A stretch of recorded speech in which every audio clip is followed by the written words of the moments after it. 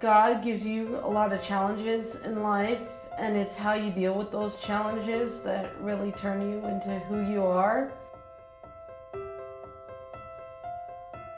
I lived in Randolph, Massachusetts with my Nana and Zadie for about 4 years, and we moved to a town called Saddlebrook, New Jersey.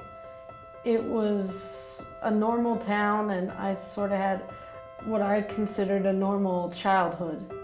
When I went to middle school, that's when sort of the difference between me and the other kids really showed up. I was actually made fun of for being Jewish. They would kick me, they would punch me, they would call me an effing Jew.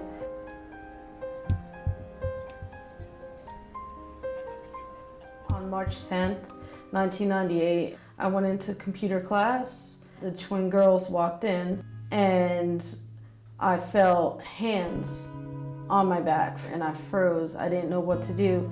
And they said, "Move, you effing Jew, move. God damn it, move, you effing Jew." And they were holding me down and kept on pushing my back and pushing down my shoulders at the same time. And this boy across from me said, "Get the effing Jew, get her good," pulled a chair out from under her. And the next thing I know is I'm falling down. They stuck the top of the chair up into the back of my neck.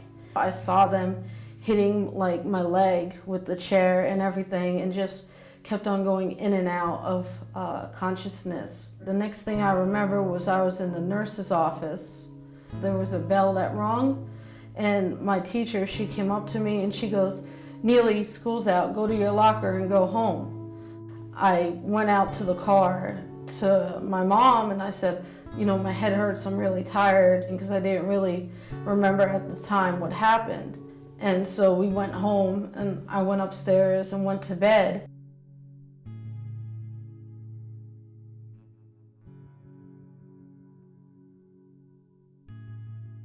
I thought you were supposed to be safe in school and the teachers were supposed to protect you and everything.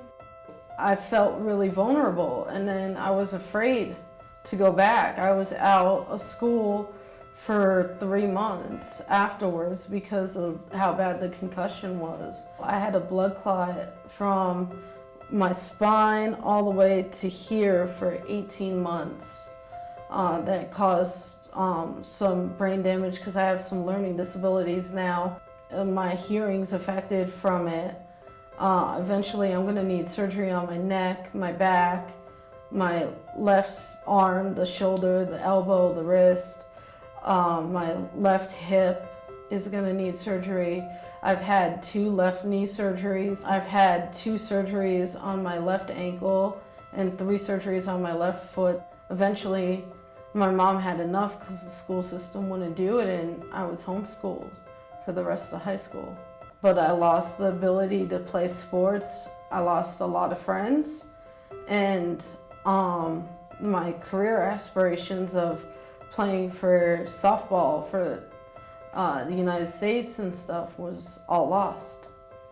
I cut my hair really short because I don't like stuff touching my neck. Every year on the anniversary, I can't get out of bed. I don't like being in big crowds, so there's a lot.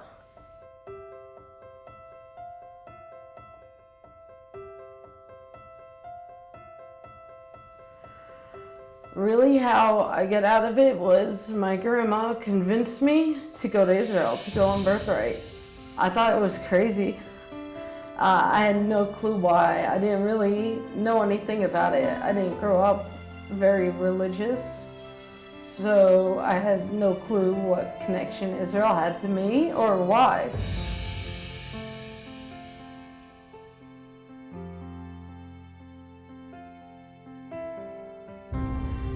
I just felt this weird connection to the people and to every place that we went to. I had no clue why, but it just felt like I was home, like I was safe and belonged somewhere.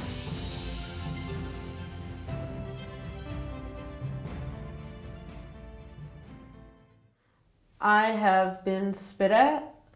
I have gotten little rocks, like pebbles, thrown at me by students. I've been called a terrorist, a baby killer, a kike, an effing Jew. I've been called anything you could think of, a supporter of genocide. But I think the worst thing that's been said to me was by a female student was to go burn in an oven. It did bring me back to my experience in middle school. I was really scared, but I knew I was older and I had grown from that first experience. So I wanted to combat the bullies now. And I felt like it was my duty to do that, to stand up for people that couldn't speak for themselves.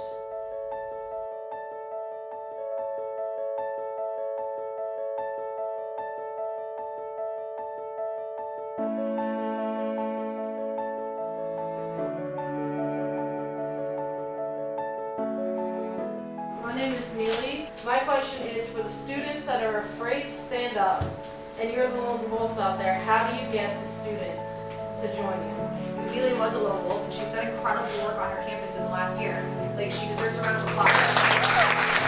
God wanted me to go through something terrible and to learn and to grow from it and to get that deeper connection to Him and to Israel and allow me to combat what's happening on campus. For someone to go through what I've been through and to be where I am today, hopefully my story can help inspire someone out there.